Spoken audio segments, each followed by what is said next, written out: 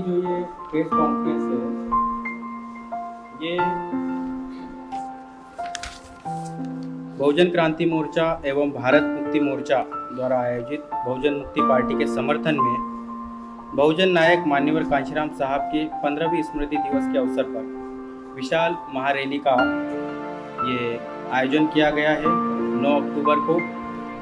इसका स्थान जो है वो है माता रमाबाई अंबेडकर मैदान, लखनऊ। यहाँ पर ये रैली होने जा रही है। ये रैली जो होने जा रही है इसको करने के पीछे उद्देश्य और इसके संदर्भ में आज के हमारे प्रेस कॉन्फ्रेंस के अध्यक्ष माननीय वामन मेश्राम साहब, राष्ट्रीय संयोजक बहुजन क्रांति मोर्चा यहाँ उपस्थित है। मैं निवेदन करूँगा कि इसके बारे में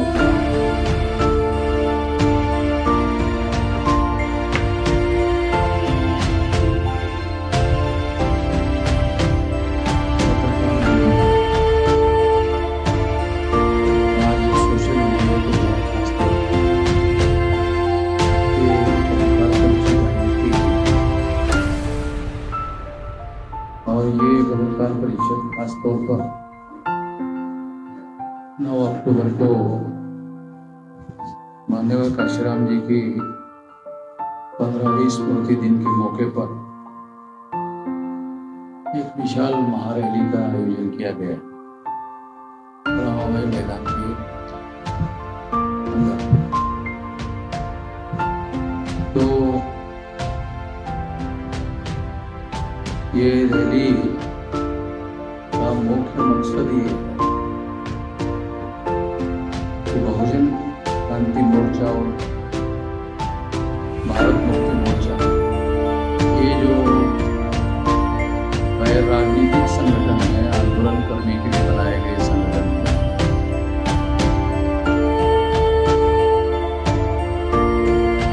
उनके माध्यम से ये रैली आयोजित की गई। बहुजन क्रांति मोर्चा राजनीतिक संगठन नहीं है, भारत मुक्ति मोर्चा राजनीतिक संगठन नहीं है, मगर हम लोगों ने ये निर्णय किया कि 2022 के चुनाव में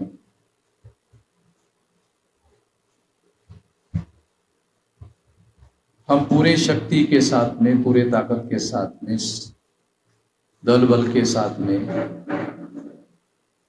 बहुजन मुक्ति पार्टी का चुनाव में समर्थन करेंगे। यदि वो गठबंधन में जाकर चुनाव लड़ते हैं तो, यदि वो 403 विधानसभा में चुनाव लड़ते हैं तो दोनों स्थिति में हम लोग समर्थन करेंगे, क्योंकि हमारा 403 विधानसभा में नेटवर्क फैला हुआ है, वहां ये काम हम करेंगे। और ये समर्थन एक बड़ी रैली आयोजित करके हम लोग घोषित करेंगे। इस पर्पस के लिए खास तौर पर ये रैली आयोजित की गई। इस संबंध में आप लोगों के सवाल हो सकते हैं। यदि आप लोग सवाल पूछें तो उसका जवाब दीजिए। एक एक करके सवाल पूछिए। विधानसभा के सभी सीटों पर ये दल जो है इलेक्शन के लिए कोई उम्मीदवार उतारेगा? बहुजन क्रांति मोर्चा और भारत मुक्ति मोर्चा ये अपने बैनर के तहत कोई कैंडिडेट नहीं उतारेगा। बहुजन मुक्ति पार्टी को हम लोग, यदि वो गठबंधन से चुनाव लड़ते हैं या 403 विधानसभा में लड़ते हैं, दोनों स्थिति में हम उनका समर्थन करेंगे। गठबंधन किससे? गठबंधन किससे करेंगे? यदि बहुजन मुक्ति पार्टी गठबंधन करती है तो हमें कोई ऑब्जेक्शन नहीं है। वो गठबंधन करके चुनाव लड़ती है तो भी समर्थन देंगे। अगर गठबंधन के बगैर चुनाव लड़ती है तो 403 विधानसभा में करेंगे। 9 तारीख को होने वाली जो रैली है, बहुजन समाज के कितने संगठनों का समर्थन मिल रहा है? लखनऊ की इस रैली के बाद उत्तर प्रदेश की सियासत और प्रदेश भर में राजनीतिक पार्टियों पर क्या प्रभाव पड़ने वाला है? यदि आप एक एक सवाल पूछे तो मैं एक एक सवाल का जवाब दूंगा। 9 तारीख को जो रैली होने वाली है, हाँ, उस रैली में कितने संगठनों को समर्थन? ये इसमें बहुत सारे संगठनों के नाम लिखे हुए हैं, मगर लगभग 86 संगठन जो है इसके समर्थन में है।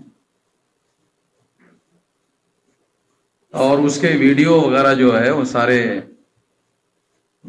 सोशल मीडिया में पब्लिश होंगे।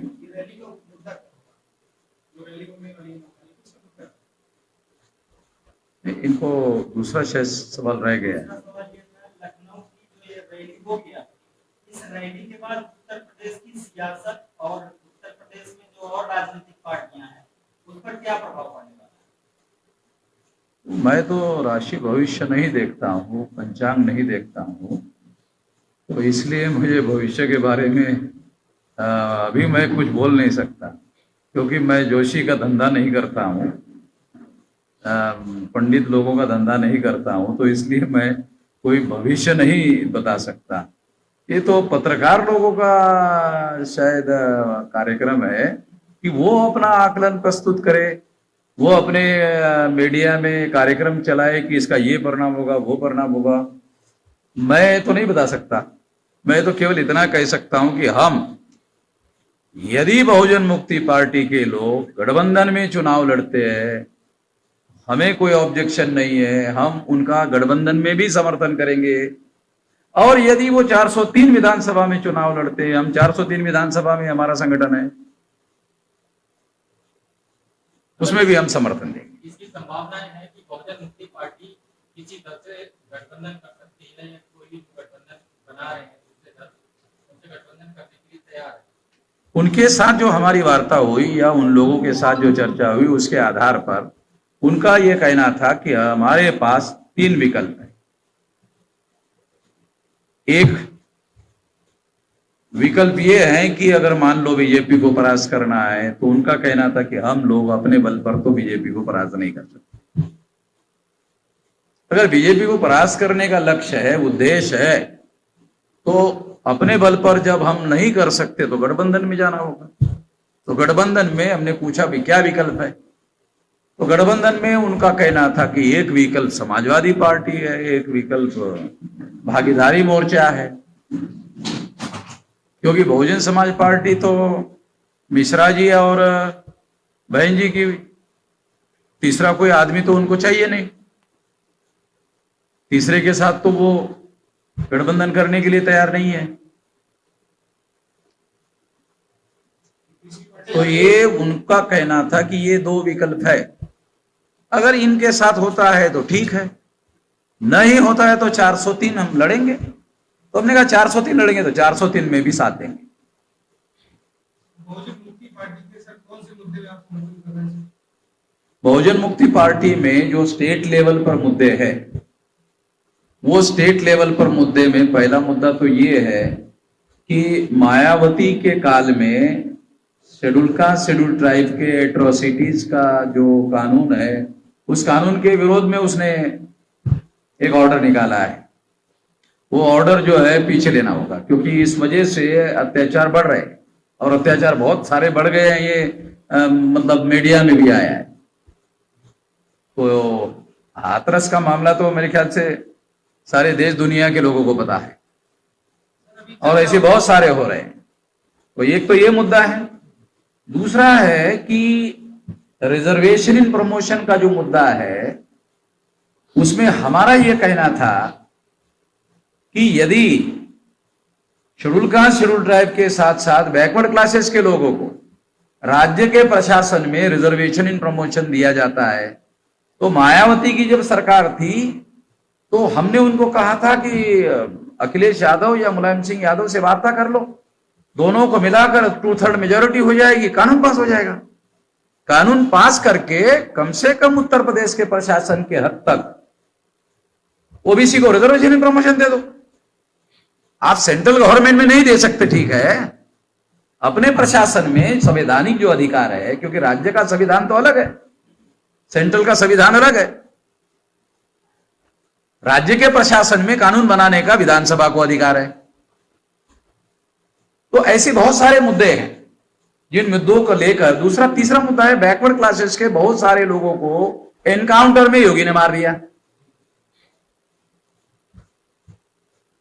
एनकाउंटर में योगी ने मार दिया।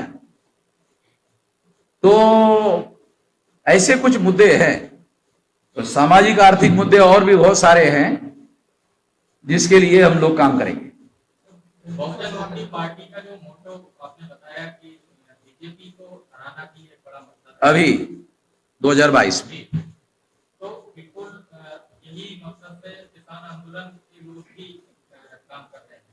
तो किसी ऐसे गठबंधन में जाने के साथ साथ क्या किसान आंदोलन के लिए भी लोग इसी तरह से सपोर्ट कर रहे हैं? किसान आंदोलन के लोगों ने हमारे साथ संपर्क किया था, तो हमने वहां 4 महीने रहकर दिल्ली में समर्थन दिया था संघर्षों के समय में, वहां टेंट गाड़ के।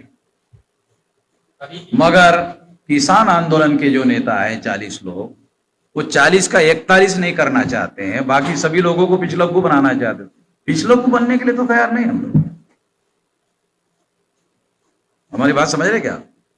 वो जो 40 लोग है ना, आंदोलन वो सोचते भारत बंद होना चाहिए। अरे तो तुम्हारे पंजाब के और हरियाणा के और पश्चिमी उत्तर प्रदेश के 40 लोग हैं, ये भारत नहीं है ना।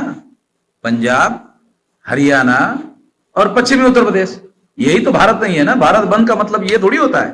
भारत बंद का मतलब होता है, बहुत सारे लोगों को तो स्टेट के नाम भी मालूम नहीं होंगे, कितने स्टेट है और कितने केंद्र शासित प्रदेश है, कितना बड़ा देश है।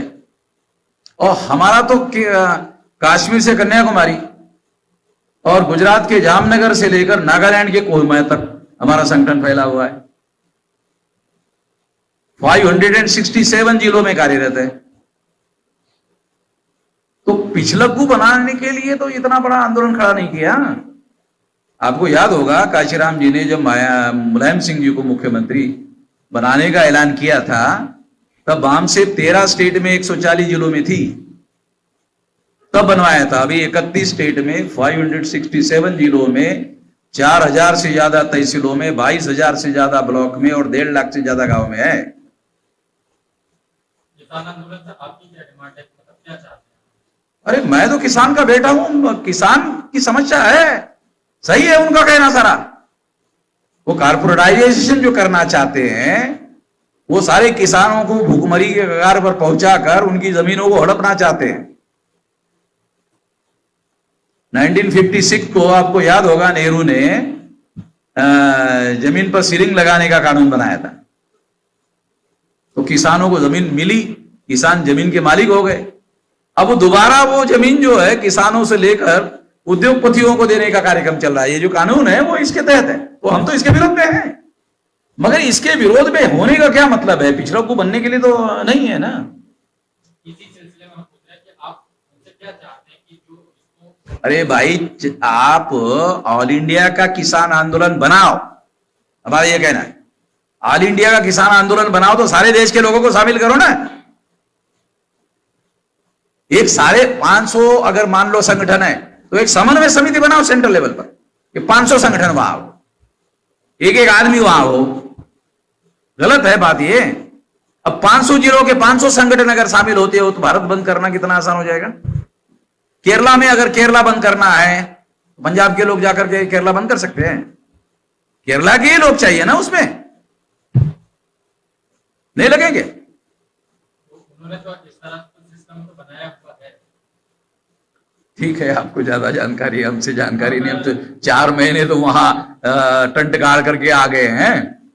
सर, मैं लोकतंत्र में जो चुनाव प्रणाली है 2022 में चुनाव होने वाला है, उसमें जो वोट की ताकत है आम नागरिक के पास, उसको सुरक्षा कैसे प्रदान करेंगे? वोट की तो बेईमानी होगी। ईवीएम की लड़ाई मैं लड़ रहा हूं। यार उनके पास है ईवीएम की लड़ाई में लड़ रहा हूं। आपके जानकारी के लिए थोड़ा सा बता देना चाहता हूं कि 24 अप्रैल 2017 को वोट की सुरक्षा करने के लिए कि वोटों की चोरी नहीं होनी चाहिए, इसके लिए सुप्रीम कोर्ट में गया था। सुप्रीम कोर्ट ने मेरे केस में निर्णय दिया मेरे फेवर में और कहा कि हर ईवीएम को पेपर ट्रेल मशीन लगेगी। ईवीएम में गड़बड़ी होगी तो पेपर ट्रेल में गड़बड़ी पकड़ी जाएगी, क्योंकि वहां कागज के सबूत होते हैं और ईवीएम में इलेक्ट्रॉनिक रिकॉर्ड होता है। इलेक्ट्रॉनिक रिकॉर्ड में वोट किसी और के नाम पर ट्रांसफर किया जा सकता है और पेपर ट्रेल मशीन में कागज का एविडेंस रहता है। मान्यवर समझ रहे क्या हमारी बात? तो अगर कोई कैंडिडेट चुनाव हार जाए तो वो एक एप्लीकेशन कर सकता है जिलाधिकारी को कि हमें ये इलेक्ट्रॉनिक रिकॉर्ड का रिजल्ट मंजूर नहीं है, हमें पेपर ट्रेल मशीन के कागज की काउंटिंग होनी चाहिए। ये केस मैंने जीत लिया। मेरे केस की वजह से मान्यवर ऑल इंडिया में ईवीएम मशीन को पेपर ट्रेल लगा। आप पत्रकार हैं, आपके पास जानकारी है कि वामन मेश्राम की वजह से ऑल इंडिया में ईवीएम को पेपर ट्रेल लगा?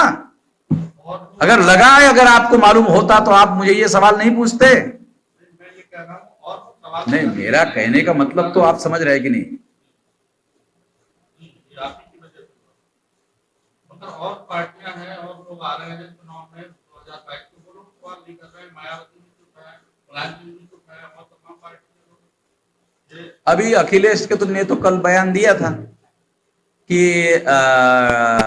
ईवीएम और डीएम भी कर सकते हैं, मगर अखिलेश को यह मालूम है कि ईवीएम और डीएम गड़बड़ी कर सकते हैं, बगैर डीएम के ईवीएम गड़बड़ी नहीं कर सकती। और आपको थोड़ा बता दे, बगैर डीएम के ईवीएम गड़बड़ी नहीं कर सकती, क्योंकि हम टेक्निकल बातें भी जानते हैं। डीएम उसमें शामिल होता तो ही ईवीएम गड़बड़ी करती है। अगर डीएम चुस्त दुरुस्त और कानून का पाबंद है और लोकतंत्र का समर्थक है तो वो बिल्कुल होने नहीं दे सकता, इतना पावर है।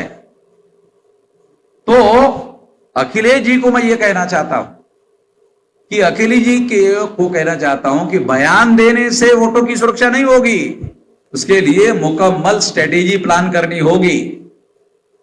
वो स्ट्रेटेजी क्या होनी चाहिए वो हम जानते हैं। अब चूंकि ये स्ट्रेटेजी है इसलिए डिस्क्लोज नहीं कर सकता, ये हम लोग चुनाव में करेंगे इस समय।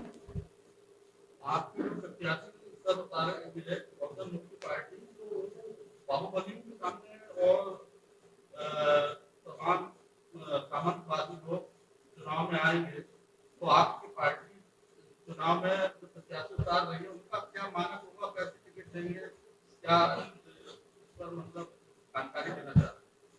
देखिए, बाहुबली जो है तो बहुजन समाज पार्टी जब शुरू में बनी थी ना, उस समय भी तो बाहुबली थे। तो काशीराम जी ने तो जवाब दिया था ना, उस समय नहीं दिया था। और जब सरकार ज्वाइंट बनी थी और जब मायावती की सरकार बनी थी तो आप तो यूपी के हैं, एक बार के, तो बाहुबली कहां चले गए?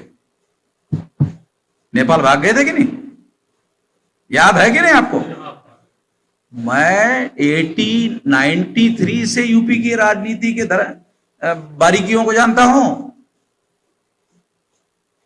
आपकी सर पार्टी में मिशन और कैडराइज लोग हाँ, उनको वरीयता के आधार पर उनको चुनाव में लाएंगे या बाहर से प्रत्याशी जो आएंगे उनको आप? देखो, हमारे संगठन के ही कार्यकर्ता जो है वो जो कैडराइज्ड है वही बहुत सारे लोग हैं। एक एक चुनाव क्षेत्र में 2-2, 3-3 लोग, 5-5 लोग जो कई जगह एप्लीकेशन कर रहे हैं। तो जो मजबूत होगा उसको ही देंगे ना। बीजेपी के पास हिंदुत्व की राजनीति, हाँ? बीजेपी के पास हिंदुत्व की राजनीति, ऐसे में आप मुकाबला कैसे करेंगे? बीजेपी या आरएसएस या विश्व हिंदू परिषद जिसको हिंदुत्व कहते हैं वो ब्राह्मणत्व है, और और मीडिया वाले उसको हिंदुत्व हिंदुत्व हिंदुत्व हिंदुत्व हिंदुत्व प्रचार करते रहते हैं और ब्राह्मणों का बचाव करते रहते हैं। मैं मीडिया कर्मियों को यह अनुरोध करता हूं कि वो हिंदुत्व को ब्राह्मणत्व लिखना शुरू करे, क्योंकि हिंदुत्व ने भारत में ब्राह्मणवाद मजबूत किया, ब्राह्मणों का डोमिनेशन मजबूत किया, ब्राह्मणों का राज मजबूत किया। तो प्रचार के लिए हिंदुत्व शब्द लाया गया है, वास्तविक तत्व तो ब्राह्मणत्व है। ब्राह्मण मजबूत हुआ। क्या लगता है यूपी में AIM-IM की एंट्री से बीजेपी मजबूत होगी या उससे एक फायदा हुआ उन लोगों का हिंदू मुसलमान करने के लिए। हिंदू मुसलमान हिंदू मुसलमान हिंदू मुसलमान हिंदू मुसलमान। तो जो SC ST OBC के लोग तो जाहिल लोग हैं ना, जाहिल समझते हैं हैं? हिंदी में जिसको अनपढ़ कहते हैं, तो वो मुसलमानों की टर्मिनोलॉजी में उसको जाहिल बोलते हैं। तो SC ST OBC जाहिल लोग हैं। तो जाहिल लोगों को हिंदू तो क्या है ये कुछ समझ में नहीं आता। उनको तो लगता है अरे ये तो धार्मिक पार्टी है, बहुत अच्छी लोग है, सज्जनों की पार्टी है, धार्मिक। ये तो धार्मिक लोग नहीं है, हजारों साल से धार्मिक लोग है। जिसने सम्राट गुरुदत्त मौर्य की हत्या की पुष्यमित्र शुंग ने, धार्मिक लोग है ये। हमारे मूल निवासियों का साम्राज्य था, मौर्य साम्राज्य था, वो मूल निवासियों का साम्राज्य था। उसका आखिरी सम्राट जो है पुष्यमित्र शुंग जो है ब्राह्मण, उसने सम्राट गुरुदत्त मौर्य की हत्या की। आपका कहना है कि ब्राह्मणत्व की बात को आप कह रहे हैं कि वो लिखा जाना चाहिए, बोला जाना चाहिए हिंदुत्व की जगह। अब बहुजन मुक्ति पार्टी अगर किसी और से गठबंधन करती है, जिससे भी करती है, समाजवादी पार्टी या कोई भी अन्य दल, तो क्या आपको लगता है कि उनके अंदर ब्राह्मणवाद नहीं है? खुद अखिलेश यादव की खुद परशुराम की मूर्ति लगाना, कुंभ स्नान और विश्वकर्मा जयंती, ये सारी चीजों को वो प्रश्रय दे रहे हैं। लगातार उनका ट्विटर हैंडल पे भी दिखाई देता है। तो ऐसे में उनके अंदर तो बेसिकली ओबीसी के बीच के ही दल है, तो उनके बीच जो ये ब्राह्मणवाद है, इससे कैसे तालमेल बैठे? अब ये सवाल मान लो अखिलेश जी ऐसा कर रहे हैं, तो ये सवाल अखिलेश जी को पूछने वाला नहीं है क्या? आप अखिलेश जी ऐसा कर रहे हैं, वो सवाल मुझे पूछ रहे हैं। आप ये पूछ सकते हैं, आपसे इसलिए पूछ रहे हैं क्योंकि इसकी संभावनाएं देखी जा रही है कि वो बीजेपी को परास्त करने के लिए एक दल अपना उसका भी एक उद्देश्य है और आप भी चाहते हैं, बहुजन मुक्ति पार्टी भी चाहती है, और इस बेस पे गठबंधन हो सकता है, ऐसी संभावनाएं हमारे पास रिसर्च का डाटा अवेलेबल है। जब अखिलेश जी की सरकार आई थी तब भी 57% ब्राह्मणों ने बीजेपी को वोट दिया। 7% वोट है ब्राह्मणों के, 52% से ज्यादा है ओबीसी के। यूपी के आंकड़े बता रहा हूं, 7% है ब्राह्मणों के और 52% तो ऑल इंडिया का परसेंटेज है ओबीसी का। उत्तर प्रदेश का कम ज्यादा हो सकता है, मगर ब्राह्मणों से तो ज्यादा ही है। मैं ये कहना चाहता हूं कि यदि अखिलेश जी ओबीसी के लोगों को अपने साथ में लेने के लिए कोई अभियान चलाते तो नॉन यादव ओबीसी के लोग भी उनके साथ बड़ी संख्या में आते। ये तो जो टोटल 17% है उसका 57% वोट जो है बीजेपी को पड़ा था जब अखिलेश जी की सरकार बनी थी। अखिलेश जी की जब सरकार बनी तब भी ब्राह्मणों ने 17% से ज्यादा वोट नहीं दिया। 17% का मतलब है 83% वोट ब्राह्मणों के समाजवादी पार्टी के विरोध में थे। हमारे पास उसका सारा रिसर्च का डाटा है, उसके आधार पर बोल। और इसमें कोई फर्क नहीं पड़ने वाला है।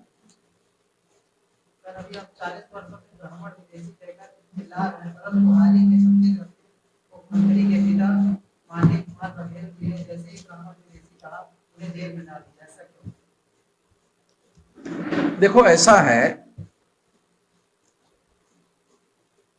सारे देश भर में कहीं पर भी इशू नहीं बना, वो छत्तीसगढ़ में बन गया। मगर वो तो सारे देश के लिए था इशू। वो इशू तो केवल छत्तीसगढ़ का नहीं था। उन्होंने जो मुद्दा उठाया था वो केवल छत्तीसगढ़ के लिए तो नहीं उठाया था ना। मगर वो समस्या छत्तीसगढ़ में क्यों बनी? वो है बैकवर्ड क्लासेस के, उनका लड़का मुख्यमंत्री है, कांग्रेस के अंदर है, और कांग्रेस के अंदर एक गुट ऐसा है टीएस बाबा का, वो मुख्यमंत्री बनना चाहता है, तो उन्होंने उसको हवा दिया।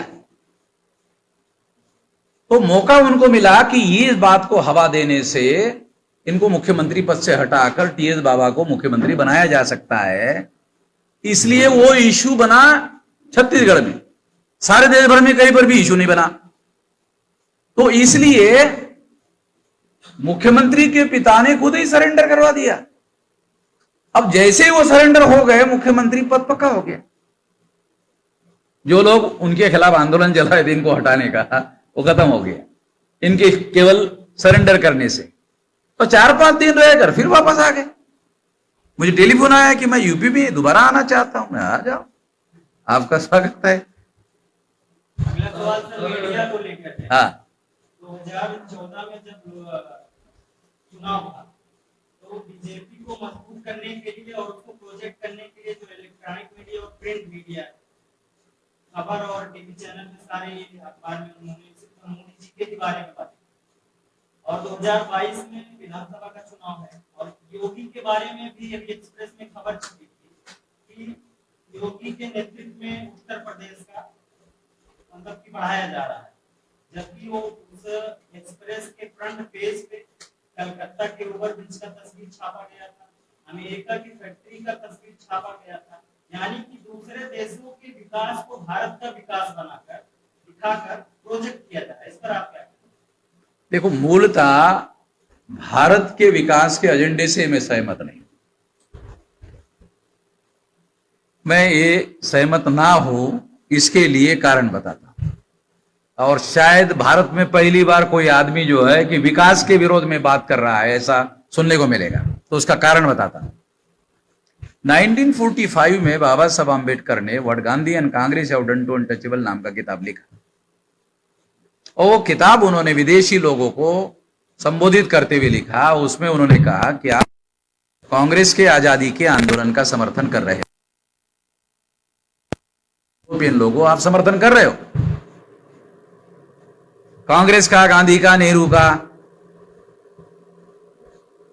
वो कह रहे हैं, गांधी जी कह रहे हैं, नेहरू जी कह रहे हैं, क्या कह रहे हैं?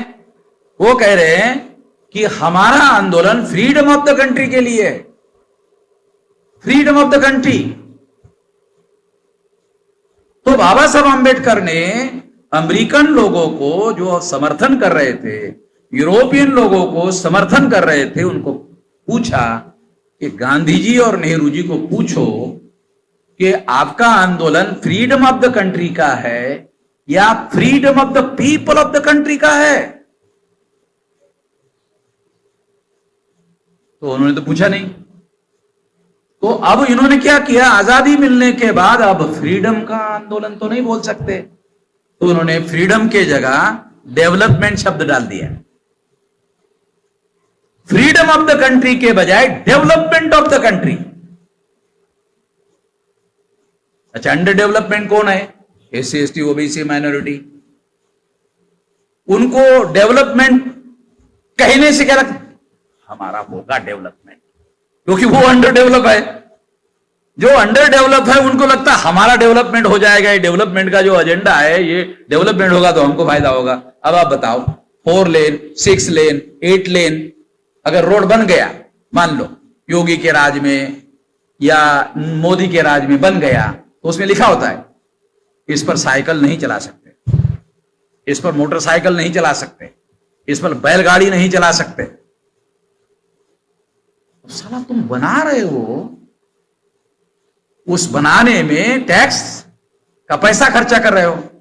हम गरीब से गरीब आदमी भी टैक्स दे रहा है। गरीब आदमी टैक्स कैसे देता है? गरीब आदमी टैक्स देता है, नमक खाता है ना। टाटा को, अंबानी को, बिरला को पूछो, तो डॉक्टर उनको सलाह देते हैं थोड़ा नमक कम खाना। क्यों? पैसे की थोड़ी कमी है हमारे पास, कम खाने के लिए बोल रहे। नहीं नहीं नहीं, पैसे का मुद्दा नहीं है। तुम क्यों कह रहे हो? नमक ज्यादा खाने से ब्लड प्रेशर बढ़ता है, इसलिए कम खाने के लिए बोल रहे। और गरीब आदमी के पास जब सब्जी नहीं होगी तो नमक के साथ रोटी खाता कि नहीं? हम तो देहाती लोग हैं ना, हमको तो अनुभव है ना नमक के साथ रोटी खाने का। तो नमक के साथ जो आदमी रोटी खाता है वो ज्यादा नमक खा लेता है, तो उसका ब्लड प्रेशर क्यों नहीं बढ़ता? नमक तो वही है, वो इसलिए नमक से ब्लड प्रेशर नहीं बढ़ता गरीब का। ब्लड हो तब तो प्रेशर, वो साला ब्लड ही नहीं, साला प्रेशर कहां से होगा? गरीब के शरीर में ब्लड ही नहीं, साला प्रेशर कहां से होगा? है? अब जो बात मैं समझाना चाहता हूं सुन लीजिए, बहुत इंपॉर्टेंट बात है। हम लोग डेवलपमेंट ऑफ द कंट्री जो स्लोगन है कांग्रेस का और बीजेपी का, इसके विरोधी है। हम development of the people of the country के समर्थक है। ये डेवलपमेंट में फंडामेंटल चेंज होना चाहिए। और इसके लिए क्या होना चाहिए? Development of the people of the country में क्या होना चाहिए? पहले साधारण लोगों को क्या चाहिए? रोटी चाहिए भरपेट, कपड़ा चाहिए, घर चाहिए। दुनिया भरेगा सारा development development development development development. इनको 83 करोड़ लोग भूखमरी या अर्ध भूखमरी में जी रहे हैं। ओवर ब्रिज बन रहा कि नहीं? मेट्रो आ रहा है कि नहीं? अब वो गरीब आदमी जो भरपेट खाना नहीं का मेट्रो में बैठेगा? बैठेगा क्या? तो डेवलपमेंट का वो स्लोगन होना चाहिए जिससे आम आदमी के डेवलपमेंट का कार्यक्रम होना चाहिए। अब देखो, आपको टेस्ट के लिए बताता हूं, एग्जाम्पल के लिए बताता हूं। जब कोविड की महामारी आई तो हॉस्पिटल में जगह मिल रही थी? नहीं मिल रही थी। क्यों?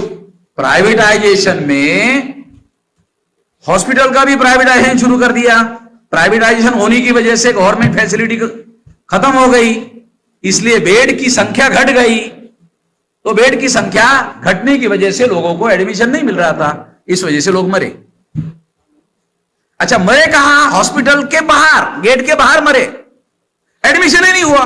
अब उनको हॉस्पिटल में एडमिशन ही नहीं हुआ तो रिकॉर्ड में मरने वालों का आंकड़ा कैसे आएगा पत्रकार जी? अल्लाह, अंदर मरेगा तब तो डाटा आएगा। जब वो हॉस्पिटल के बाहर मरेगा तो वो तो आदमी उसको जलाने के लिए लेके जाएगा, उसका रिकॉर्ड आएगा क्या? तो सरकार ने डाटा हॉस्पिटल का बताया, नहीं एक भी नहीं मरा। अरे बराबर है भाई, एक भी नहीं मरा होगा, तुमने एडमिशन ही नहीं दिला। तो रोटी, कपड़ा और मकान ये सुनिश्चित होना चाहिए डेवलपमेंट में आम आदमी के लिए। दूसरा, और क्या होना चाहिए आगे? शिक्षा, स्वास्थ्य, रोजगार। आम आदमी के डेवलपमेंट का बता रहा हूं, क्या होना चाहिए? मेट्रो, ये वो। अरे मगर आम आदमी को ये रोटी, कपड़ा और मकान, शिक्षा, स्वास्थ्य और रोजगार। हमारे लोग, कोई आदमी मुझे बताओ देश में जो मेहनत करने के लिए डरता है? हाँ भाई पत्रकार जी, हमारे आदमी मेहनत करने के लिए डर रहे हैं कि वे मेहनत के बगैर हमको खाना दो। बोला हमारे लोग? नहीं, वो बोलते उनको काम चाहिए, हम काम करेंगे और काम से जो पैसा मिलेगा वो खाएंगे। तो डेवलपमेंट में इतनी चीजें मिनिमम बताया ना मैं, ये मिनिमम। एक बात आपसे जानना चाहते हैं जी, वाम लीग का एक चरण होता जो मनेमत काशीराम जी के समय में जो हुआ, और उस आंदोलन की बदौलत जो है पहले बीएसपी का के साथ में ज्वाइंट गवर्नमेंट बनी, फिर उसके बाद बीएसपी ने अपनी फुल फ्लैश गवर्नमेंट, वो उसका नतीजा जो परिणाम अब हम देख रहे हैं काफी दुखद है। जो ये एक दूसरा पेज है जो आपके नेतृत्व में आगे बढ़ा है। अब एक नए सिरे से कुछ पार्टी खड़ी करने की और आगे सरकार बनाने की तमाम बातचीत चल रही है। इसमें और उस वाली योजना में क्या फर्क है जो कि अब आगे ऐसे नतीजे नहीं मिलेंगे? बहुजन समाज पार्टी बहुजन समाज को ब्राह्मणवाद से, ब्राह्मणशाही से मुक्त करने के लिए बनाया गया था, मगर बहन जी ने वो उसी को फिर गुलाम बनाने का कार्यक्रम शुरू कर दिया। इसलिए बहुजन मुक्ति पार्टी के लोगों ने मुझे बताया कि बहन जी ने गुलाम बनाने का कार्यक्रम शुरू कर दिया बहुजनों को, इसलिए बहुजनों को मुक्त करने के लिए मुक्ति करने वाली पार्टी बनाई। ये शब्द में ही उसकी भिन्नता स्पष्ट है। केवल ब्राह्मणों से ही मुक्त नहीं करना है, बहन जी से भी मुक्त करना है। बहुजन समाज पार्टी नारा लगा रही है बहुजन हिताय बहुजन सुखाय, भाजपा लगा रही है सबका साथ सबका विकास। इस पर आप क्या कहेंगे, कैसा नारा है इनका, फुसला है या इसमें आप इस पर तो आपकी क्या आप यूपी में रहे नहीं रहे क्या? अभी बहुजन समाज पार्टी का बहुजनों का साथ, बहुजनों का विकास नहीं रहा। सर्वजन हिताय सर्वजन सुखाय, ये तो दुनिया में बुद्ध ने बहुजन हिताय बहुजन सुखाय का नारा लगाया था।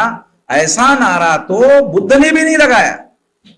बुद्ध जानते थे कि जिसका विकास हो गया उसका विकास करने की जरूरत नहीं है, इसलिए कहा बहुजन हिताय। बुद्ध ने यह नहीं कहा सर्वजन हिताय, बुद्ध ने क्या कहा? बहुजन हिताय।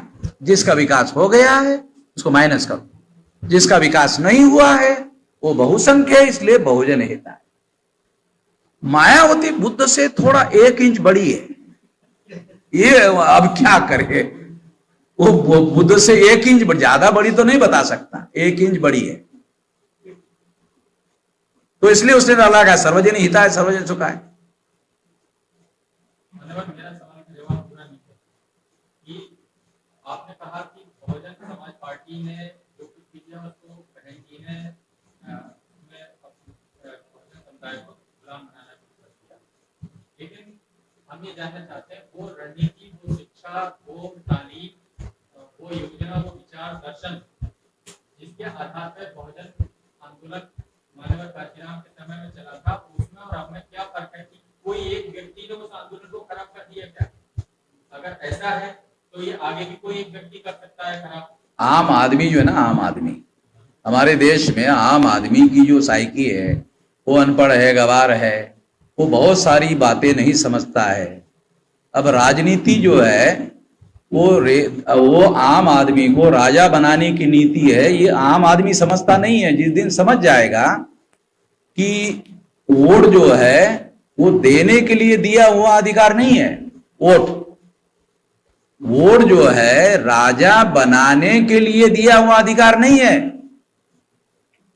बनाने के लिए, राजा बनने के लिए दिया हुआ है। तो आम आदमी क्या सोचता है मान्यवर? बनाने के लिए अधिकार है, बनाने के लिए दिया हुआ मानता है, बनने के लिए दिया हुआ नहीं मानता। जिस दिन ये फर्क हो जाएगा उस दिन वो अपने समाज को बनाने के लिए काम करेगा। आम आदमी इस बात को अभी भी पूरी तरह से नहीं समझ रहा है, इसलिए इंडिविजुअल के झांसे में आता है, प्रभाव में आता है, और वो व्यक्ति जिसके प्रभाव में आता है वो व्यक्ति उसका अपने मकसद के लिए इस्तेमाल करता है। मायावती का उदाहरण इसमें लागू पड़ता है। तो हम ये कह रहे हैं कि इस बात को ध्यान में रखते हुए इसमें एक मौलिक चेंज किया गया है। वो मौलिक चेंज क्या है? वो मौलिक चेंज जानना बहुत जरूरी है। वो चेंज क्या है? बुजुर्ग कहते हैं कि हाथी के पागल होने की संभावना होती है।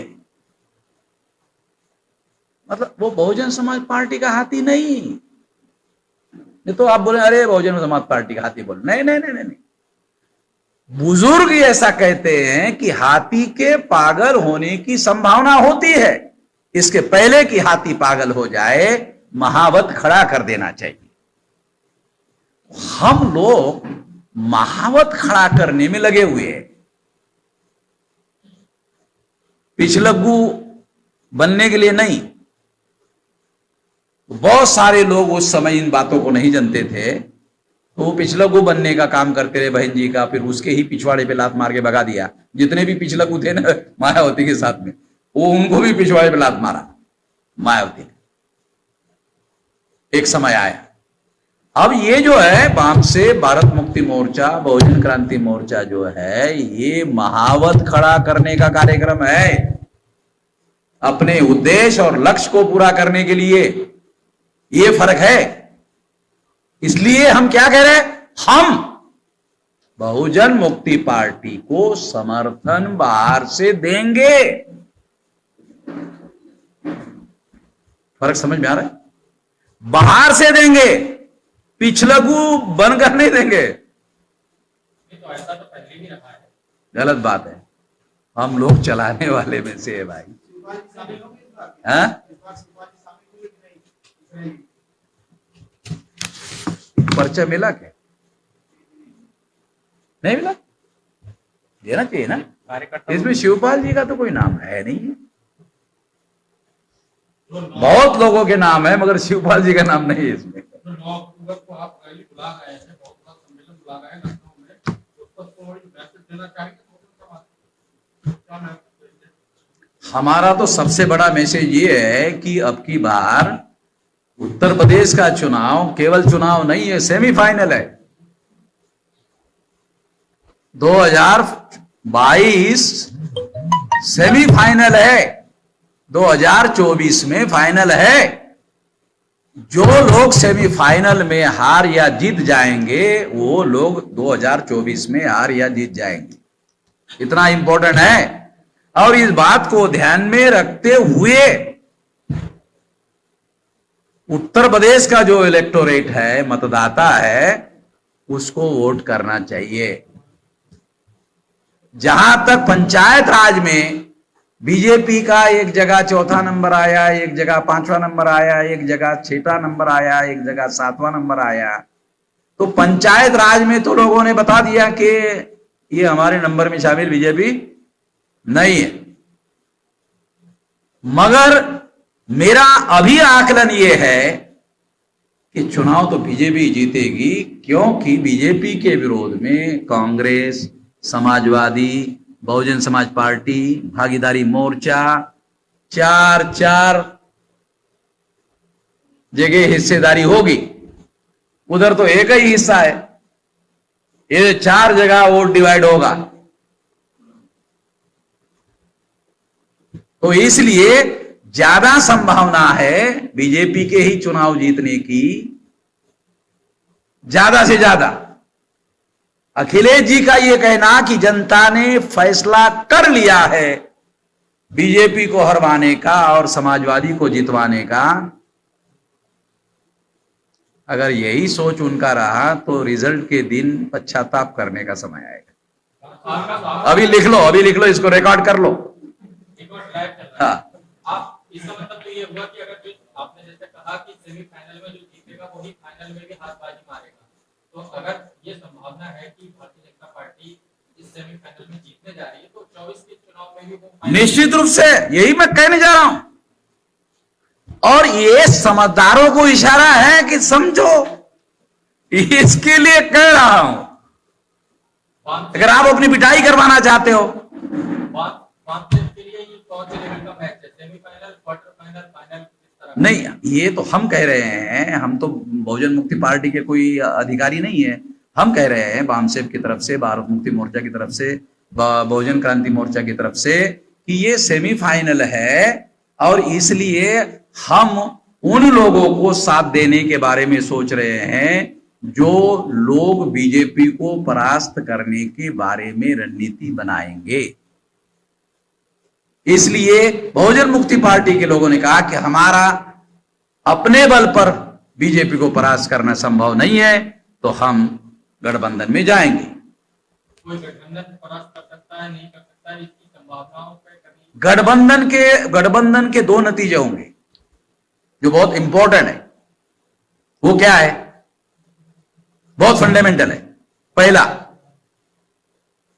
गठबंधन से बड़ा मैसेज जाएगा, विकल्प यही है, बीजेपी का विकल्प यही है।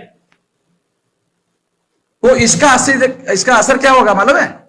इसका असर 19% मुसलमानों के ध्रुवीकरण पर होगा। बस यही डिसाइडिंग फैक्टर होगा। अभी क्या है? 4, कांग्रेस, समाजवादी, बहुजन समाज पार्टी, भागीदारी मोर्चा। अब कोई यूपी में विकल्प का मैसेज नहीं जाए। कोई उत्तर प्रदेश का इलेक्टोरेट ये नहीं मान रहा है कि विकल्प है, ये मान रहा है 4 जगह विभाजित है,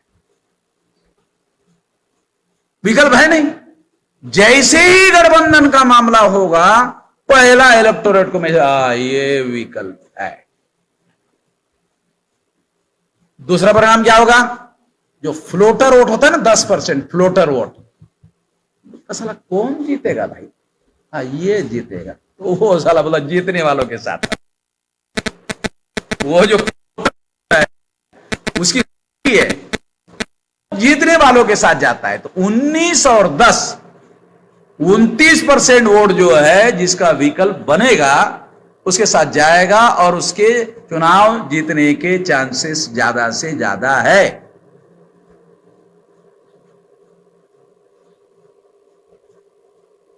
कोई सवाल हो? बहुजन समाज पार्टी का जो कार्यकाल रहा या बहुजन समाज पार्टी ने जो भी काम किया, उसके काम का क्या हासिल लगता है कि आज है? उत्तर प्रदेश के मतदाताओं ने 19 विधानसभा की सीटें उनको जितवाकर और 19 में से 12 लोग पार्टी छोड़कर जाने के बाद यह सिद्ध हो गया है। फिर भी पूछ रहे हो? नहीं, मैं ये नहीं पूछ रहा हूं। अरे लोकतंत्र में मालिक कौन है? जनता है कि नहीं? जनता ने 19 सीटें दी और अपना क्या नाम, मिश्रा जी कह रहे 13% ब्राह्मण है, 7% तो टाइम्स ऑफ इंडिया बता रहा है कि ब्राह्मण यूपी में 7% है। मिश्रा जी कह रहे 13% है।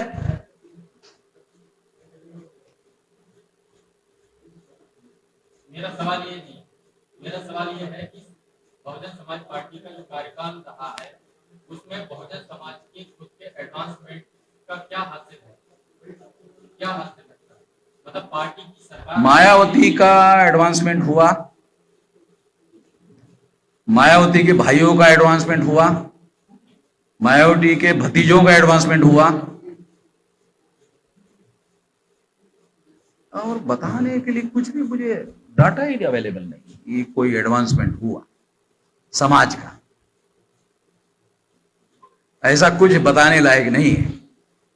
बताने लायक क्या है? मायावती जो कर सकती थी वो भी नहीं किया। पहली बात, एट्रोसिटीज एक्ट के विरोध में ऑर्डर निकाला। नो रिजर्वेशन इन प्रमोशन के बारे में मिश्रा जी ने कहा, बहन जी अगर आप रिजर्वेशन इन प्रमोशन दे देती हो, जैसे सुप्रीम कोर्ट ने आपको कहा कि आप दे सकते हैं, सुप्रीम कोर्ट ने कहा स्टेट गवर्नमेंट चाहे तो रिजर्वेशन इन प्रमोशन दे सकता है, ऑर्डर है सुप्रीम कोर्ट का। मगर मायावती को भाई जी ने कहा सर्वजन नाराज हो जाएगा। सर्वजन समझ रहे ना कौन है? सर्वजन नाराज हो जाएगा। तो बहन जी ने सर्वजन के नाराज ना होने से रिजर्वेशन इन प्रमोशन जो दे सकते, सुप्रीम कोर्ट बोल रहा, वो भी नहीं दिया। जो दे सकते कानून। और अगर मायावती का एजेंडा भी विकास का ही है और वो भी ये कहे कि हमने लखनऊ से बड़ा एक्सप्रेस हाईवे रोड बनाया या नोएडा से आगरा का वो बनाया, जयप्रकाश कौन वो उद्योगपति था, वो जयप्रकाश अग्रवाल, जेपी अग्रवाल ना, वहां हमारा आदमी साइकिल चला सकता है क्या? टांगा चला सकता है, गाड़ी चला सकता है? तो मायावती का डेवलपमेंट का कार्यक्रम और दूसरे लोगों के डेवलपमेंट के कार्यक्रम में अंतर क्या है? हमें तो कोई अंतर नजर नहीं आता। हमें अवसर मिलेगा या हमारे समर्थक लोगों को अवसर मिलेगा तो हम डेवलपमेंट का सारा कार्यक्रम का नेचर ही बदल देंगे। डेवलपमेंट कॉन्सेंट्रेट कर देंगे आम आदमी के ऊपर। 2022 का जो चुनाव विधानसभा का होगा उसमें जो बहुजन पार्टी अपने प्रत्याशियों को उतारेगी, उसका चुनाव चिन्ह क्या होगा? अब उसका चुनाव चिन्ह मैं कैसे बता सकता हूं? उनके पास तो है ही नहीं, ऐसा बता रहे थे। उनके पास चुनाव चिन्ह है नहीं, था उनके पास था खटिया है। अब वो चुनाव आयोग बोलता है कि अब तो खटिया ओपन हो गया, मगर पिछले विधानसभा में फिर भी 90% लोगों को खटिया ही दिया था। तो इस बार 2022 में जो पूर्ण बहुमत की किसी की सरकार बनने जा रही है, उसमें आप क्या कहेंगे? काशीराम ने तो हमेशा लंगड़ी सरकार उत्तर प्रदेश में कोशिश की कि कोई एक सेंटर में आप बात को थोड़ा घुमाइए मत। सेंटर में हम इधर ही है 92 से, हाँ इधर ही है हम।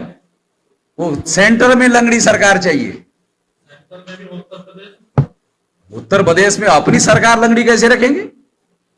आपकी सरकार आ रही है, हाँ आप सरकार बनाने जा रहे हैं। हम तो पार्टी नहीं है हमारे पास तो सरकार का, हम समर्थन देंगे।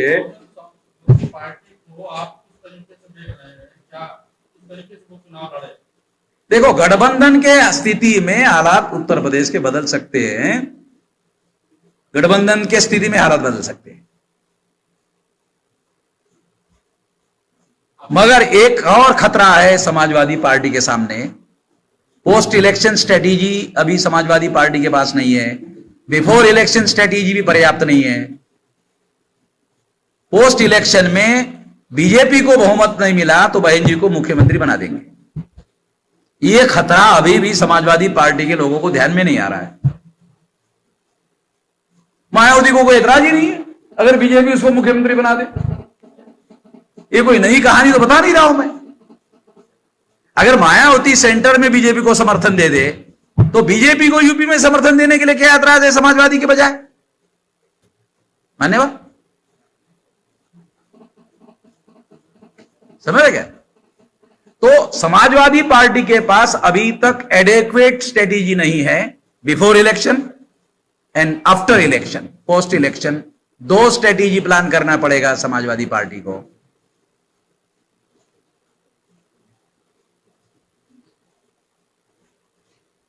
तब जाकर के मुकम्मल हो जाएगा, 200% गारंटी हो जाएगी। फिर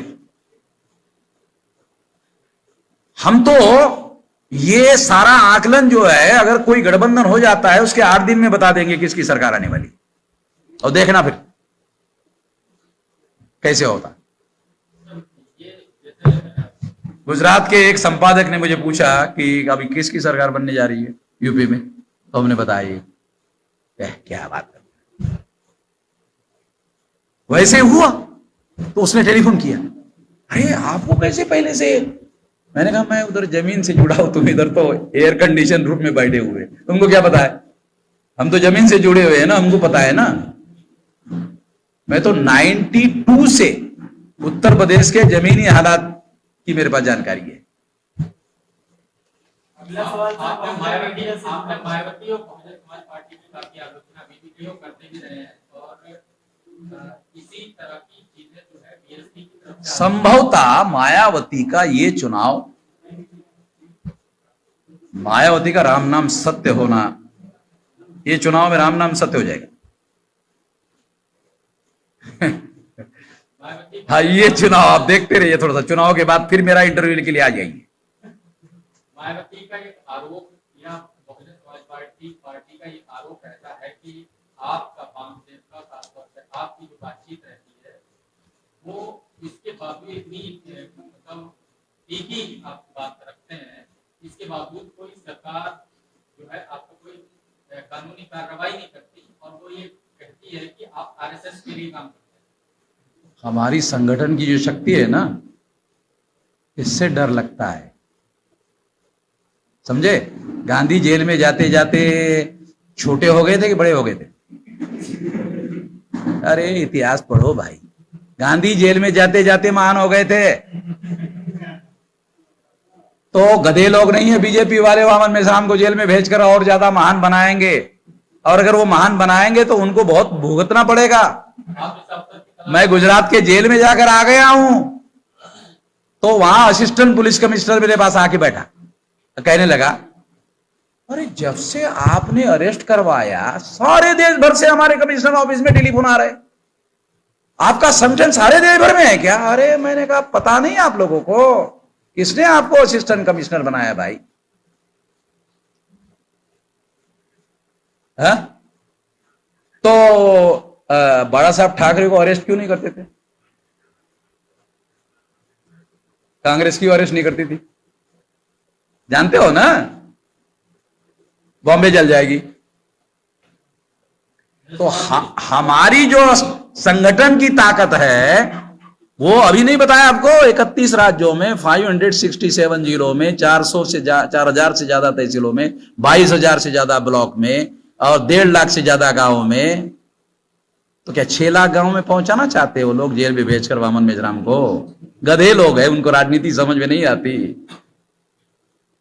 आप संगठन का जो नेटवर्क बताते हैं कि इतने जिले, इतने तहसील, इतने ब्लॉक, इतने गांव और इतना बड़ा नेटवर्क है, हर जगह अगर एक आदमी लगा देंगे तो भी 1 लाख लाखों लोग हो जाएंगे। इस लाखों की जो आपके पास लोगों का समर्थन है, इस समर्थन के आधार पर आपने किसी बड़े आंदोलन को देशव्यापी खड़ा करने के क्या क्या प्रयास? अरे आप पत्रकार होकर इतना दूर रहते हैं। 13 पॉइंट रोस्टर समाप्त करने के लिए और 200 पॉइंट रोस्टर लाने के लिए आंदोलन भारत बंद का किसने किया?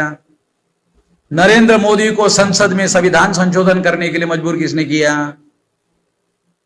9 महीने हो गए, किसानों का आंदोलन दिल्ली के पास पहुंच गया है, अभी तक सुन नहीं रहा है। और हमने भारत बंद करवाया, संसद में संविधान संशोधन करके 13 पॉइंट रोस्टर खत्म कर दिया, 200 पॉइंट रोस्टर लागू कर दिया है। पता है आपको 29 जनवरी 2020 को सीए के विरोध में आंदोलन चलाया, भारत बंद, सीए के विरोध में, ध्यान रखो। उसके पहले नरेंद्र मोदी, अमित शाह और सारे मंत्री daily CA CA CA CA CA CA daily साले सीए बोलते थे। ऐसे ही मैंने भारत बंद किया, बंद सीए। ऐसे 8 से 40 का करंट लगाया, 440 का नहीं, 840 का करंट लगाया। नरेंद्र मोदी, अमित शाह ने बंद ही कर दिया सीए। जानते हो क्यों बंद किया? मालूम है उसका रहस्य? जानते हो? अरे हम लोग SC ST OBC को मुसलमानों के विरोध में लड़ाते हैं, भिड़ाते हैं। ये वामन मेश्राम ने SC ST OBC प्लस मुसलमान जोड़ दिया। जिसको हम लड़ाते हैं, भिड़ाते हैं, उसको ही जोड़कर भारत बंद करवा दिया। तो सारा उल्टा दाव पड़ गया। ये दाव वामन मेश्राम का नहीं था, ये तो अमित शाह और नरेंद्र मोदी का दाव था। ये दाव उनका था और उनके ही ऊपर उल्टा कर दिया। कहा कि ये साला दाव हमारा ही दाव हमारे उल्टा हो गया है, बंद कर। होम मिनिस्टर किशन रेड्डी ने पार्लियामेंट में जवाब दिया। अपोजिशन पार्टी ने सवाल पूछा, ये सारे देश भर में आप सीए लागू करने वाले थे, वो तैयारी कहां तक आ गई है? किशन रेड्डी ने जवाब दिया पार्लियामेंट में ऑन रिकॉर्ड, सरकार ने अभी इस पर कोई विचार नहीं किया है। रिकॉर्डेड बात बता रहा हूं पार्लियामेंट की। अभी राय है, होम मिनिस्टर अभी राय है, राज्य मंत्री दोबारा पूछा, दोबारा वही जवाब दिया। तो आपका सवाल का जवाब मिल गया ना? आप जिस तरह से बता रहे हैं कि सीएए या दूसरे तमाम चीजों को आप बता रहे हैं कि आपने जैसे ही भारत बंद ने किसी तरह के ऐसे कार्यक्रम को लिया, वैसे ही सरकार को पीछे कदम लेना पड़ा अपना। इसी तरीके का मामला जैसे कि प्राइवेटाइजेशन का है, जिससे कि बहुत बड़े पैमाने पर बहुजन समुदाय को ही सबसे बड़ा नुकसान होना है इसमें। ऐसे किसी मुद्दे जिसमें कि रोजगार इफेक्टेड होगा, जिससे कि उनकी अर्थव्यवस्था, उनका जीवन स्तर प्रभावित होगा, ऐसे मामले पे आपने कोई उनको पीछे कदम हटाने के लिए मजबूर क्यों नहीं किया? क्योंकि ये बीजेपी और कांग्रेस और बीजेपी दोनों का एक ही एजेंडा वाला कार्यक्रम है। ये केवल बीजेपी का कार्यक्रम थोड़ी है, ये केवल कांग्रेस का कार्यक्रम थोड़ी है। और बीजेपी के साथ जो गठबंधन वाले लोग हैं, कांग्रेस के साथ जो गठबंधन वाले लोग हैं, वो तो उनके साथ लगे रहते हैं, इसलिए वो भी उनके साथ ही जाते हैं। तमाम बैकवर्ड क्लासेस के SC ST OBC के जो संगठन है कांग्रेस गठबंधन में, बीजेपी गठबंधन में, नहीं तो ये मामला तो सीए पे भी लागू होता है। हाँ, सीए पे भी तो बहुत सारे लोग अलग अलग तरीके से मूवमेंट कर ही रहते हैं, तो इसका मतलब आपकी बात समझ में आई नहीं। नहीं है। दोबारा बता दो, ये बीजेपी वालों का जो एजेंडा था सीए का, बीजेपी वालों का एजेंडा था ना सीए का, तो उनका खेल तो SC ST OBC को मुसलमानों से लड़ाने भिड़ाने का है। मगर जब उन्होंने देखा कि ये वामन मेश्राम ने SC ST OBC प्लस मुसलमान ये इकट्ठा कर लिया सीए। तो सीए एक ऐसा मुद्दा हो गया जिस मुद्दे पर एससी एसटी ओबीसी के साथ मुसलमान जुड़ सकता है। तो ये रणनीति सारी की सारी आरएसएस, विश्व हिंदू परिषद और बीजेपी की रणनीति फेल हो रही थी। आप समझ नहीं रहे मान्यवर। चलो, आपको जितना समझ में आता है आप समझ लीजिए। जैसे इस मुद्दे पर सभी एससी एसटी ओबीसी माइनॉरिटी को आपने एकजुट कर लिया और उनको पीछे हटने मजबूर किया। मैं यही कह रहा हूँ कि क्या यही फॉर्मूला बाकी मुद्दों पर लागू हो क्यों नहीं हो पाता है, जैसे कि प्राइवेटाइजेशन का मुद्दा है, कृषि कानूनों का मुद्दा है, और लेकिन दो प्रमुख चीजें तो नहीं। देखो, हम आप है पत्रकार, हम है संगठनकर्ता और नेतृत्वकर्ता। तो हमें समझ में आता है कौन सा मुद्दा उठाने से क्या हो सकता है। तो आप अपना काम करिए, हमको अपना काम करने दीजिए। हाँ, तो इसीलिए तो हम भी आपको जवाब दे रहे हैं। हम आपको जवाब नहीं दे रहे हैं ऐसी थोड़ी बात कर रहे हैं। हम कहाँ कह रहे हैं कि आपको सवाल पूछने का अधिकार नहीं है। हम ये कह रहे हैं कि आपको सवाल पूछना है, मगर फैसला कौन से मुद्दों पर आंदोलन करना है वो तो हमारा मामला है ना। ठीक है, हम उस प्रयास की बात कर रहे हैं कि वही चीज दूसरी जगह कामयाब क्यों नहीं हो पाती। देखो, आपको मैंने कारण बताया कि प्राइवेटाइजेशन का जो एजेंडा है वो अकेले कांग्रेस का या अकेले बीजेपी का एजेंडा नहीं है। ये कांग्रेस बीजेपी सबका एजेंडा एक ही है। इस मुद्दे पर अगर सीए के विरोध में बात किया जाए तो कांग्रेस के लोग भी आ जाएंगे आंदोलन में, मगर प्राइवेटाइजेशन के विरोध में आंदोलन करेंगे तो कांग्रेस जो है वो संगठन के तौर पर और अपने लोगों के तौर पर पब्लिक में बयान नहीं देगी, मगर सारे संगठन को बता देगी कि इस आंदोलन से दूर रहो।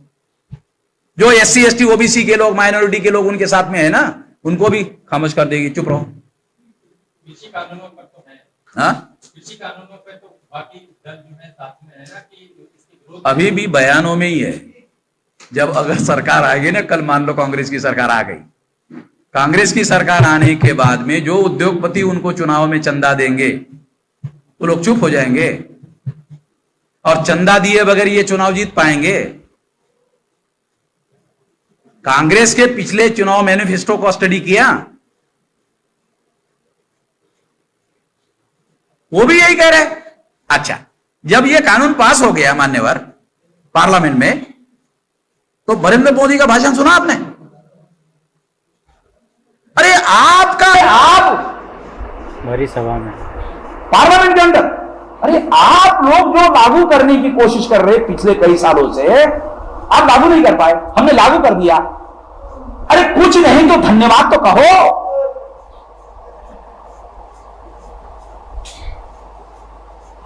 आपने 90 में लेबर लॉ बनाया, ड्राफ्ट पड़ा हुआ है, हमने अमल कर दिया, धन्यवाद तो कहो। विरोध कर रहे हो, आप ही का पार्लियामेंट में रखा हुआ ड्राफ्ट जो है हमने अमल करवा दिया। अब इसमें जा रहा है, प्रैक्टिकल बता रहा हूं, ये पार्लियामेंट के अंदर की बात है। पत्रकारों को ये बारीकियों को ज्यादा ध्यान देना जरूरी होता है, मुझे ध्यान देना पड़ रहा है। इश्यू तो रेज करने पड़ते हैं ना, हमारे संगठनकर्ता की जिम्मेदारी है कौन सा इश्यू कौन से समय में उठाया जाए। मगर प्राइवेटाइजेशन के लिए आने वाले समय में भारत बंद करवाया जाएगा। एक आखिरी आज ही के दिन जो है दिल्ली में मासा करके पूरा मोर्चा बना है। कौन सा मासा? मजदूरों पर कोई मोर्चा बना है, मजदूर संगठनों का। अच्छा, और वो इसी मामले में कोई कन्वेंशन करना है, संभावित इसी, क्योंकि इन्हीं दिनों में वो लागू किए गए थे नए लेबर कोड, उसमें कोई भारत बंद या हड़ताल का कुछ शायद प्रोग्राम है, ऐसा कुछ बनेगा तो शायद आपकी तरफ से सपोर्ट। वो हमको समर्थन मांगेंगे तो उस पर विचार करेंगे। बोलो। आखिरी सवाल सर, बहुजन मीडिया से जुड़ा हुआ है। हाँ, माननीय काशीराम साहब नोएडा में बहुजन संगठन का मीडिया सेंटर खोलना चाहते थे।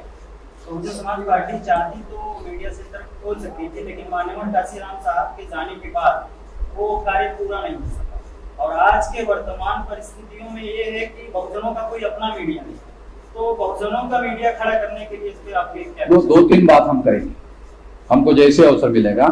भविष्य का मीडिया सोशल मीडिया,